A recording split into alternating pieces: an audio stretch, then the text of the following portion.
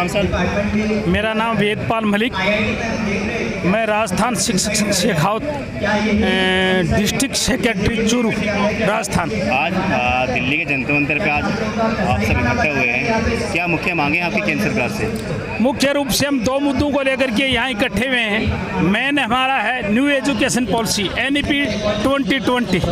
New education policy के खिलाफ पिछले 4 साल से हम लगातार संघर्ष कर रहे हैं। ये जो नई एजुकेशन पॉलिसी है ये विद्यार्थियों के हित में नहीं है, न ये कर्मचारियों के हित में है और न ये समाज के हित में है। इसमें जितनी भी भर्तियां होंगी वो कॉन्ट्रैक्ट बेस पे होंगी, ठेके पर भर्तियां होंगी, बड़े पैमाने पर पद तोड़े जाएंगे और बच्चों में जाति के आधार पर, संप्रदाय के आधार पर, उनमें धर्म विशेष के आधार पर हमारे जो पाठ्यक्रम में उसमें परिवर्तन किया गया है और जो हमारा जो पुराना शिक्षा को जो ढांचा था उसको तहस नहस किया जा रहा है इस न्यू एजुकेशन पॉलिसी। पुरानी एजुकेशन पॉलिसी थी और जो नई एजुकेशन पॉलिसी में उसमें कितना अंतर है इसमें?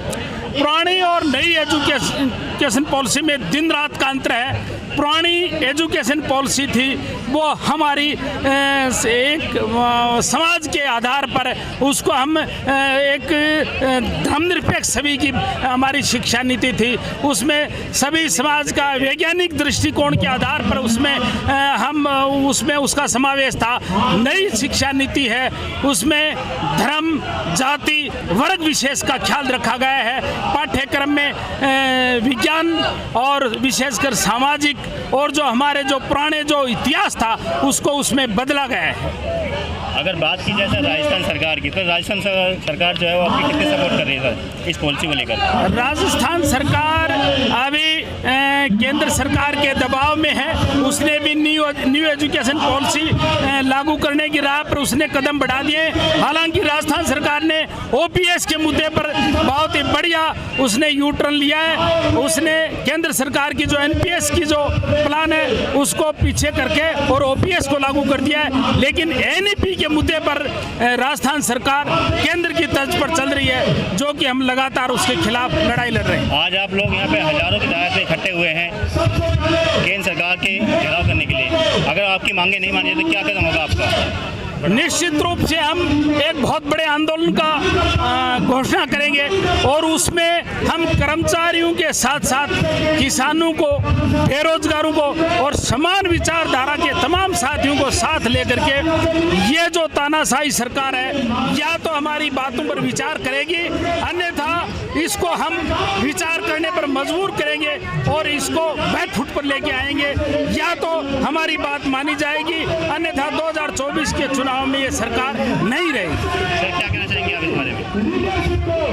सर ये दिखती सी बात है, जो नई एजुकेशन पॉलिसी लागू की गई है वो पूरी तरह से, हालांकि उन्होंने ये कोशिश की है, दूसरे देशों से उसको बहुत सारा कॉपी किया गया है कि उसको व्यावसायिक एजुकेशन की ओर बढ़ाने की कोशिश की गई है सरकार की। मान सकते हैं अच्छा कदम है, पर उसके अनुरूप हमारे देश में इंफ्रास्ट्रक्चर तो नहीं है ना। हमारे देश में वैसी व्यवस्थाएं नहीं है, वैसे भौतिक संसाधन नहीं है।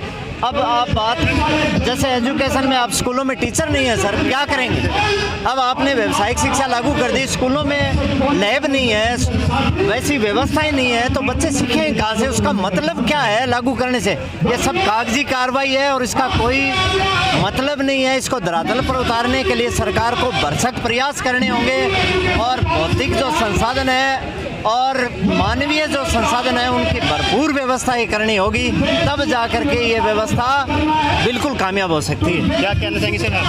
मतलब भारत के इतिहास में हमने पहली बार देखा है ये सरकार जिसके लिए कानून बना रही है उसको समझ में नहीं आ रहा। भारत सरकार कह रही है मैं समझ रहा हूँ, किसानों के लिए इन्होंने कानून बनाए, कह रहे किसानों को समझ में नहीं आया, हम उनको समझाएंगे, जबकि वो किसान विरोधी थे, सरकार झुकी और कानून वापस लेने पड़े।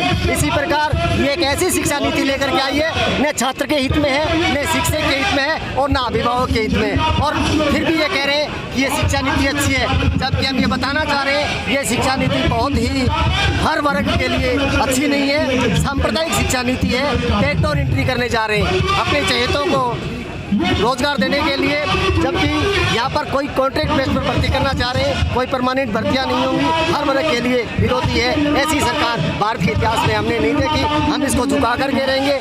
बात रही राजस्थान सरकार की, राजस्थान सरकार ने OPS लागू करके बहुत अच्छा काम किया है, लेकिन FRDA बिल जो केंद्र सरकार के द्वारा बनाए गए हैं, जब तक वो रद्द नहीं होगा तब तक हमारा आंदोलन जारी रहेगा। और शिक्षा नीति की बात है, केंद्र के द्वारा जो ड्राफ्ट तैयार किया गया है, राजस्थान सरकार भी उसकी ओर बढ़ रही है। अगर राजस्थान सरकार भी इसी प्रकार उसकी ओर बढ़ती रही तो हम उसको भी खिलाफ आंदोलन करेंगे। तीसरे मोर्चे पर इनकलाब जिंदाबाद। आपका नाम सर? राजपाल सिंह अध्यापक। राजपाल सिंह अध्यापक। राजपाल जी, आज आप जनतंत्र पे इकट्ठा हुए हैं टीचरों की मांग को लेकर, क्या मांगे हैं आपकी? हमारी मांग है, तो नई शिक्षा नीति में स्थायी भर्ती की व्यवस्था नहीं है, तो वो स्थायी भर्ती की व्यवस्था होनी चाहिए। इसमें एडहॉक पर रखना चाहते हैं, ये उचित नहीं है, ये देश के हित में नहीं है। फिर आंगनबाड़ी व्यवस्था की गई है इसमें, तो आंगनबाड़ी में स्थायी टीचर होने चाहिए। फिर आंगनबाड़ी प्राइमरी स्कूल और मिडिल स्कूल में सहायक कर्मचारी की व्यवस्था होनी चाहिए, ताकि विद्यालय की साफ सफाई ढंग से हो सके। तो विद्यालय आदर्श रूप में अभिभावक को लगे, आदर्श रूप में लगेगा तो सरकारी स्कूल से विद्यार्थी जुड़ेंगे, सरकारी स्कूल से विद्यार्थी जुड़ेंगे तो सरकारी संस्थाएं बचेंगी और पद भी बचे रहेंगे।